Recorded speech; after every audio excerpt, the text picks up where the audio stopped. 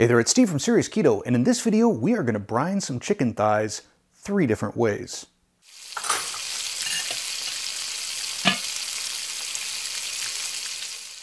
I've cooked a lot of chicken in my life. Sometimes I brine it, sometimes I don't.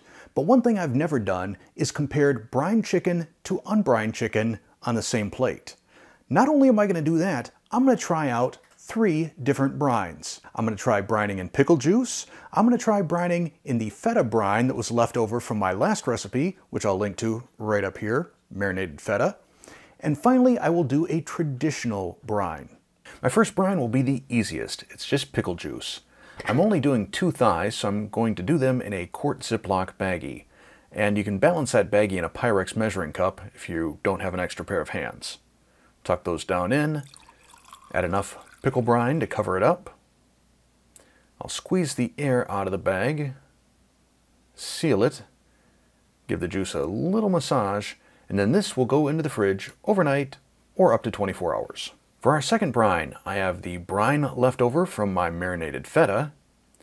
To this, I'm going to add 2 cloves of garlic, crushed, peeled, and coarsely chopped. Add that, as well as probably a dozen or so black peppercorns. Then I'll add some oregano. I prefer to add fresh, but I don't have any, so this is some stuff dehydrated from my garden last summer. I'll add the 2 chicken breasts, nestle those down in, cover this up, and then this will also go into the fridge overnight or up to 24 hours. For our traditional chicken brine, I'm going to start with 1 quart of water in a 3-quart saucepan. You can say roughly a liter. To that, I'm going to add 1/4 cup of kosher salt. That's about 55 grams. Then I'm going to add the lemon that was left over from the marinated feta recipe. I cut it in half. We'll squeeze each in and then drop it into our water, along with 3 cloves of garlic, which I've smashed with the edge of a knife and peeled, a couple of bay leaves. I'm using 3 just because these are smaller, handful of fresh parsley, a few branches of thyme, some rosemary, a tablespoon of black peppercorns, and a tablespoon of sweetener. Now, back pre-keto, I would use honey, but I'm going to use Truvia Brown. And I realize this has molasses in it, which makes it a little bit more carby, but I figure it's dissolving in the brine. It's not all going to go into the chicken breasts. Minimal carb impact. 1 tablespoon. Then I'm going to bring this up to a boil. And I'll stir periodically to dissolve that salt. Once this hits a boil, we'll let it boil for 1 minute.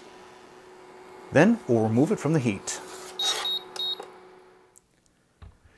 Now we'll let the brine sit until it comes to room temperature. A way to accelerate this, though, is to add some ice cubes. We want the brine cool enough that it doesn't start cooking our chicken, and also so that when we put it into the fridge, it doesn't start lowering the temperature inside the fridge. Our temperature is down to 83 degrees Fahrenheit. I think that's close enough. I've got my 2 chicken breasts in a glass container. And because I don't trust myself to just pour it, I'm going to grab my lemons and then ladle my brine on top of it. Try and grab some of these herbs.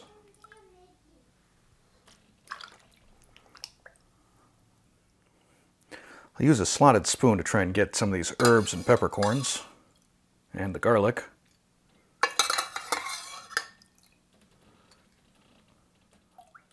And top it off with a little more brine.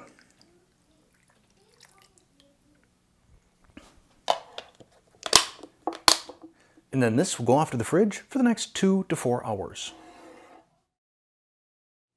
All of my chicken is brined, so I'm going to take a baking sheet, which I'm going to line with some crumpled aluminum foil. The aluminum foil will make for easier cleanup, and the crumpling is just to get a little bit more air circulation. Now, just so that I have a baseline, I have 2 thighs that have not been marinated. Next, I have my pickle juice thighs. I'm going to pat these dry.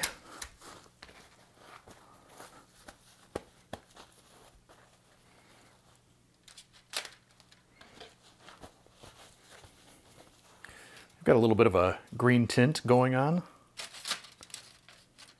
Next, I've got my feta juice thighs. Again, we'll pat these dry, get any big chunks of green off of them.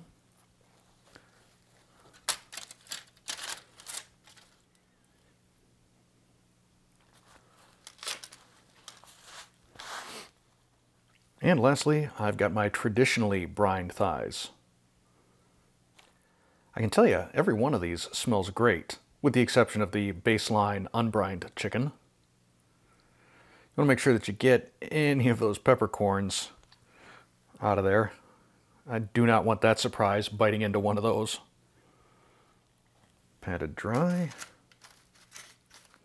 These will now go off to the oven.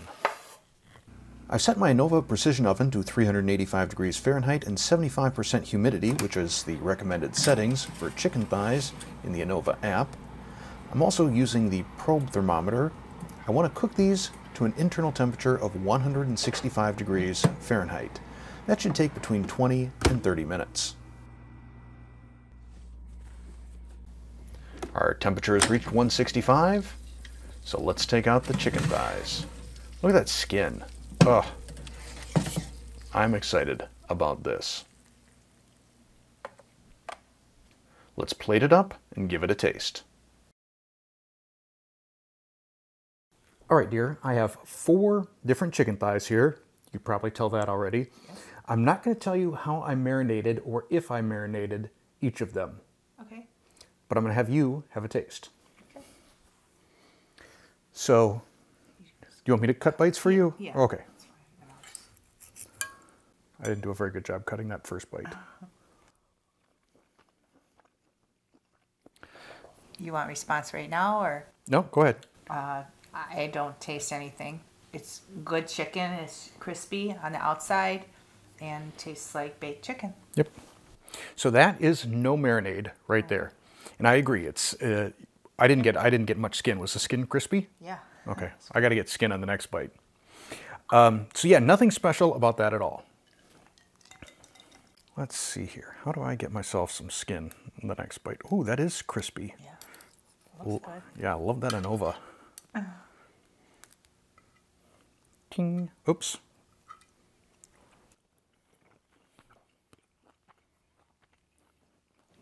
Dill pickle.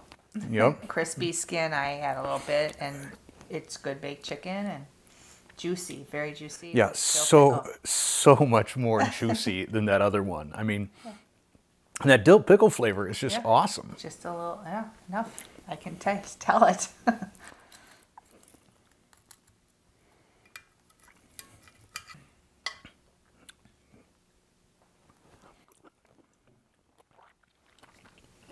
Something like salt or something, I don't know, lemony and salty. It's good. I love it too. It's good, crispy, same thing. Very juicy baked chicken has different flavor than the dill pickle. It's good. So that was the feta brine. Yeah. No additional salt was added to that brine. So it just has that natural saltiness. Oh, feta. Yeah. And also extremely, extremely juicy. Yeah. I mean, it's so crazy that just brining has that big of a difference between those and the unbrined. Yeah. Okay, final one. Sorry. There we go. Ting. Okay. The skin on this one is like extra crispy. There's not as much flavor. It's baked chicken to me. They're stronger than this one, and the skin is a little more crispy. So the reason for that is the final one is more of a traditional chicken brine. And it's just a slight variation on a recipe by Thomas Keller. And because it contains salt, you can't brine it for nearly as long. So this only brined for a couple of hours, whereas the others went overnight. And that's probably why they're a little bit juicier. Plus, I think the skin is crispier because of that salt. Yeah, it's really good too. They're all good. So what we've determined here, I think, is brining, absolutely worth the effort. The pickle brine was great. The feta brine was great. Do you have a favorite? I like dill pickle. So okay. I like feta. Yeah. They're all good. I love baked chicken, so not chicken breasts, thighs, or wings. I think I'm kind of partial to the feta one. I think that was the juiciest of them all. I agree. They're all good, but brining, absolutely worth the time. Good stuff. All right. Oh, hey, you never tried the marinated feta that I did either. Grab that one with the serrano pepper. Just jab gently because you don't want it to split. That'll be good. Oh, I see you made it split. Just come on, honey.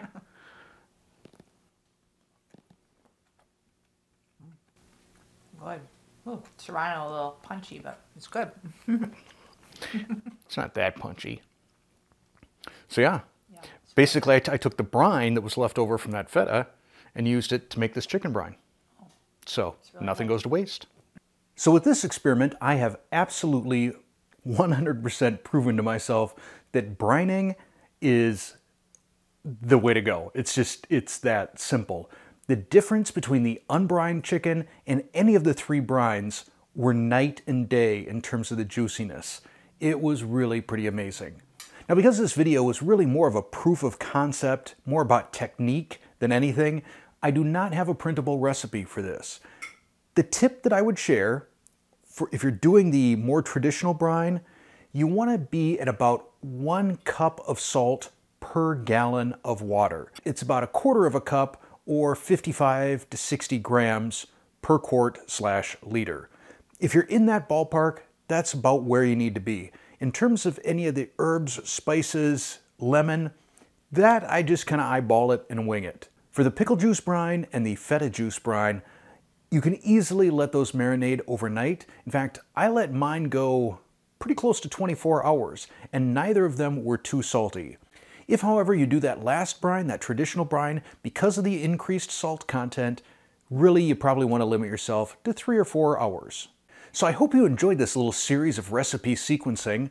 I will include both of the other 2 videos, parts 1 and 2, over here. If you like this video, please click that like button. If you're not a subscriber already, tap that subscribe button. And if you'd like to become a channel member and get some extra little perks, some behind the scenes stuff and advanced views of my videos, click that join button and see what memberships are all about. Thanks for watching.